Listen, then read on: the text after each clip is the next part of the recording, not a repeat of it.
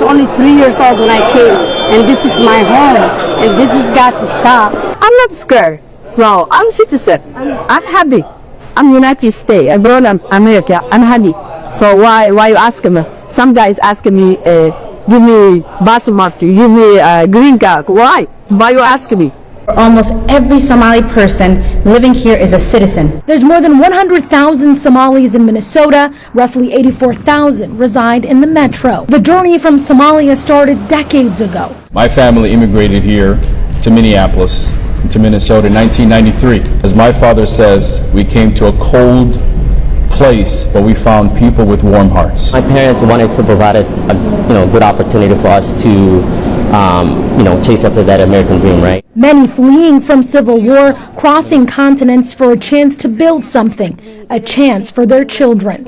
For Sumaya Mahmood, her parents' struggle paved the way for her to shine. Despite the rhetoric, she's grateful to be Somali and American. One thing they taught me was resilience and not letting, other people's perception of you limit what you can do for yourself. I was born in Kenya, and then I grew up here, started kindergarten, K through 12, all the way up to college here in Minnesota. So this is all I know. I don't want them in our country, I'll be honest with you, okay? Somebody would say, oh, that's not politically correct. I don't care. I don't want them in our country. Their country's no good for a reason. Their country stinks, and we don't want them in our country. I could say that about other countries, too. I can say it about other countries, too. We don't want them to hell. We have to rebuild our country. Our country's at a tipping point. We could go bad. We're at a tipping point. I don't know if people mind me saying that, but I'm saying it. We could go one way or the other, and we're going to go the wrong way if we keep taking in garbage into our country. Hi, so I just really want to make this video from a human space. This is something I've been really meaning to say, and I'm so glad that I can finally articulate it to you guys. So I'm Somali. I grew up in Minnetonka. I've been raised here my entire life. I am born here, and I've lived here. I've studied here. I'm a pre-med. I do research, and that's usually the type of stuff I talk about on my page. But right now, I feel like it's really important for me to say this. What I'm going to say is that I have been getting so many messages telling me to go back to your country, go back to your country. But the reality of the situation is the United States is the only country I've ever known my entire life. And the thing is, the great irony of it all is I'm not the ambassador of Somalia. I don't speak for Somali people. I'm not a spokesperson for this community. I'm just one young person trying to study, navigate life, and live like any other 20-something-year-old living here in this state. And so something that I feel like is going on is that there's a lot of immigrant people and first-gen, second-gen kids like me with this weight on our shoulders trying to explain everything going on in our communities, trying to defend our communities. But I'm really no different from any other 20-something-year-old trying to make it here in this state, in this country, in this world. And so I'm sharing this because I really feel like a lot of us are being treated this way and dealing with this quietly. But the reality is we aren't symbols. We aren't some type of ambassador. We are just human beings like everybody else. What if the only country you've ever known suddenly told you that you don't belong? Imagine growing up in the United States, going to school there, speaking only English, building friendship, dreams, and a future, only to be told as an adult that you could be sent to a country you barely remember or have never seen. Today we are talking about a deeply complex and emotional issue. Somali Americans who grew up in the US and are now facing possible deportation. This isn't just about immigration policy. It is about identity, family second chances, and what it truly means to call a place home. Stay with me and watch these clips, and then we'll come back with more comments. Do you want to know what the other side of deportation looks like? Do you want to know what it feels like to have a family member taken by ICE? Can you imagine what it feels like not knowing where your family member is? Can you imagine waking up and seeing that your family member has been trafficked again out of state lines without any communication to the lawyer that you are paying hundreds and hundreds of dollars to? Can you imagine that? I don't have to imagine it. On October 23rd, 2025, my uncle, a Somali man, was kidnapped and trafficked by ICE in Maine while trying to renew his worker's permit.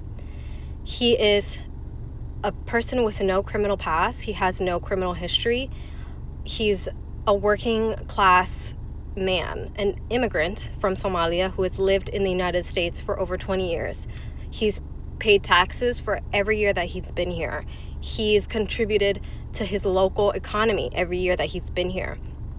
And he was still taken by ICE in Maine, a state that nobody is even talking about. In the discussions about ICE raids, nobody's even talking about Maine. They're taking people from Maine. They're taking Somali people from Maine. They're taking black people from Maine. They're taking African immigrants from Maine, like my uncle. After they took him, we found out that he was trafficked into Boston. He was placed at Plymouth Correctional Facility, which is a prison in Boston, Massachusetts. We were able to retain a lawyer in Massachusetts, and he was able to speak to him, so we were able to have a direct line of contact with our uncle for the 7 weeks that he was in detainment at that facility.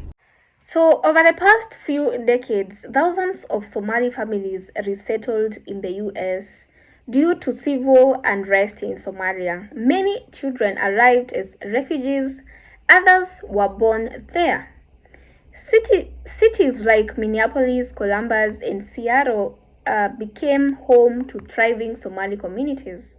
Young people grew up American in every way, culturally, socially, and educationally, and here is where things become complicated. Some individuals, often due to past criminal behaviors or even convictions, are now facing deportation proceedings years later, even if they served their sentences, even if they've built a stable life since then. And in some cases, the destination is Somalia, a country that many left as children and no longer know. For those 7 weeks, I don't know how to put into words what it feels like to know somebody you love is in a horrible condition. But we didn't give up, obviously. He has a huge family behind him, and he had a lawyer behind him. And our lawyer tried multiple times every day to get in contact with ICE. My uncle was trying to comply with them. He was trying to get a bond so that he can go get his stuff arranged and leave willingly. And they still did not talk to our lawyer once. They didn't communicate with us. My uncle is a middle-aged man, so he has a few health issues that were not treated while he was in ICE custody. And he was also given food that was horribly unnutritious and cold and nothing that anybody could eat. He was treated so horribly. In the ICE facility, he told us that there is no privacy in the bathrooms.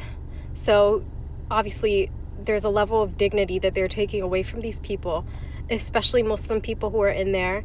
But in general, nobody deserves to not have privacy when they use the bathroom.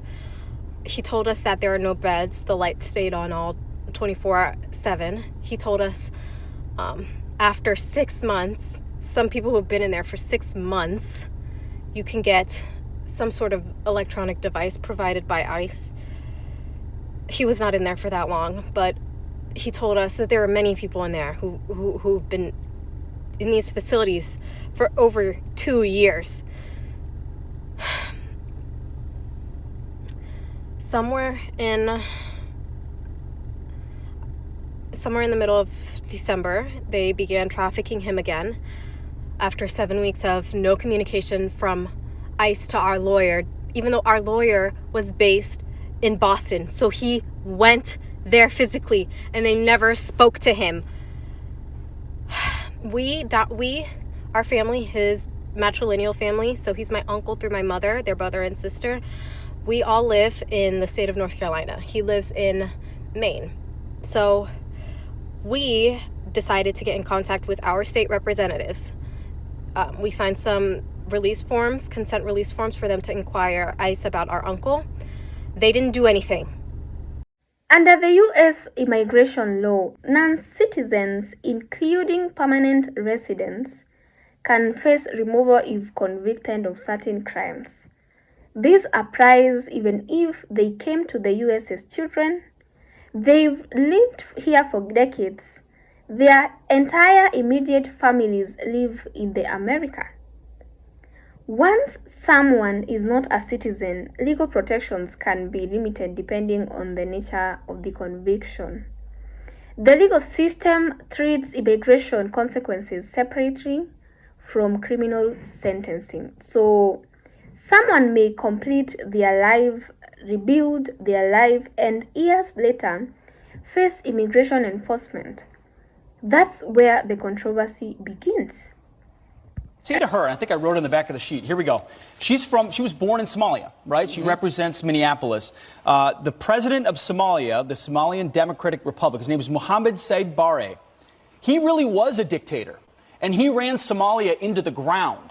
And as a result, America opened its arms after that civil war and welcomed thousands, tens of thousands of those people to our country, a place of peace and a place of democratic values. And she has the audacity to look us in the eye and say that President Trump is a dictator? It's insane, and it should be infuriating to everybody. And it's a lack of perspective about how special this country is. That we have a constitution that's endured for 240 years. President Trump is doing the best he can. So this story raises larger questions. Should long-term residents who arrived as children face deportation? Should rehabilitation factor more heavily into immigration decisions? Does growing up in America make someone American in practice, even if not on paper? It also highlights the importance of citizenship. Many permanent residents may not realize how vulnerable their status can be if they never naturalize. And that's a key takeaway. Understanding your legal status is very, very critical. So Somalia today is not the same as Somalia in the 1990s. So conditions have changed. Conditions have changed over time, but it still faces economic and security challenges in certain regions. For someone who hasn't lived there since childhood or ever, adjusting can be incredibly difficult. So imagine landing in a country where you don't know their language well, you have no professional work or even network, you lack local documentation or even connection. That is not just relocation, it is cultural displacement. So beyond the individuals affected, entire families and even communities feel the ripple effects. Children may grow up without a parent. Spouses may face financial hardships. Communities may also face fear or even uncertainty. So at the same time, others argue that enforcement ensures accountability and upholds national sovereignty. This is why the issue sparks strong emotions across the political spectrum. In this case, it is important to approach this topic carefully, because this isn't about taking sides, it is about complexity. The law is clear in many cases, the human impact is undeniable. At the same time, the policy debate is ongoing. So immigration enforcement and humanitarian concerns often collide in ways that are deeply personal and political. This story asks a powerful question. What defines belonging? Is it paperwork? Is it where you were born? Or is it where you were raised? Or is it the life you've built? For Somali Americans facing deportation, that question isn't theoretical, it is urgent. What do you guys think? Should long-term residents who grew up in the US have stronger protections? Or should immigration law apply the same across the board? Let's keep the conversation respectful and thoughtful in the comments section. And if you found this breakdown helpful, make sure you like, subscribe, and turn on the notification bell for more in-depth discussions on complex global issues. And as always, stay informed. Thank you so much for watching. I'll see you in the next one. Bye for now.